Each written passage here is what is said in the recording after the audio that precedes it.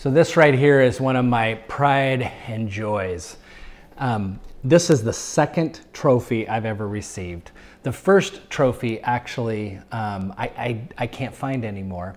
And on that the first trophy that I had, it said first runner-up, Peanut King, 1968 to 69.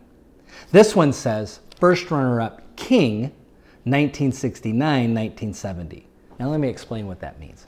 What that means is at the Rocky Mountain Accordion Festival back in 1968 and 1969, I was the first runner-up playing accordion solos at the Rocky Mountain Accordion Festival. I bet none of you can say the same thing. Now, what did that mean, being king and Peanut King?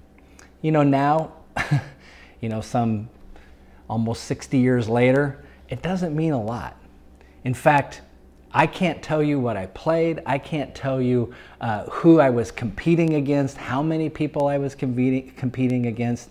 All I know is at the time, this trophy represented a great success in my young life.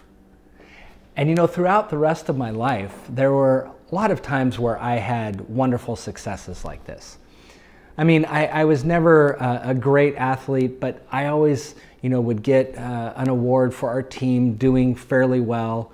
I wasn't a great student, but I remember being very proud of the fact that I was eventually accepted to Princeton Seminary, where I was able to do my graduate work.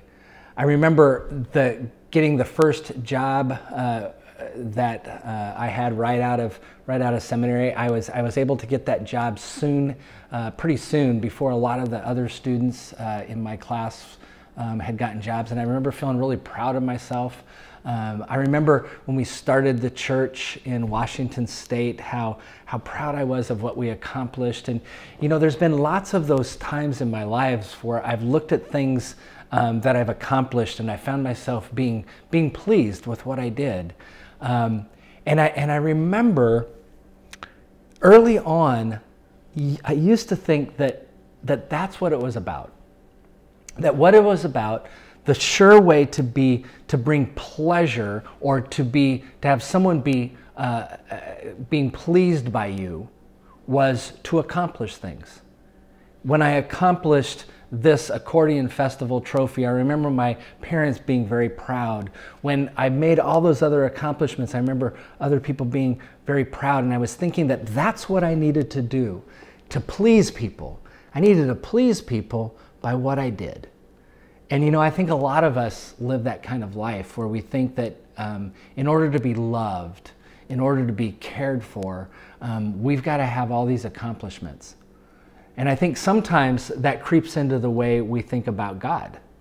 We think that God's going to love us more if we accomplish more and more things.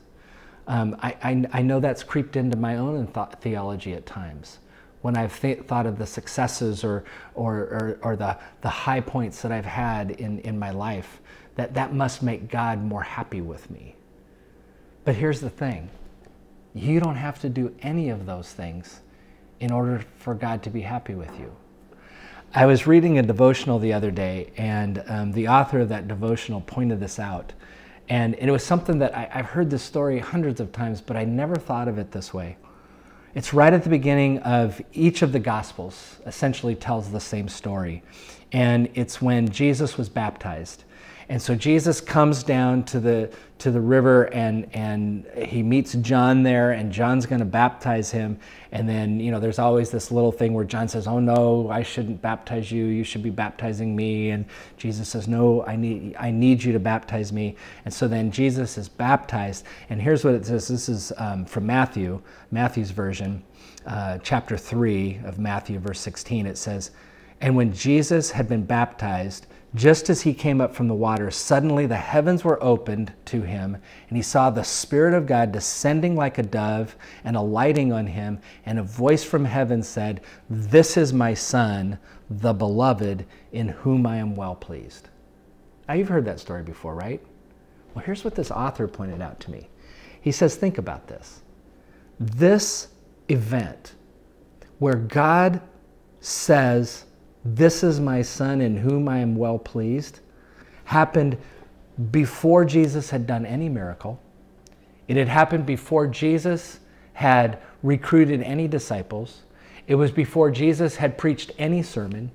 It was before Jesus had accomplished anything in his ministry.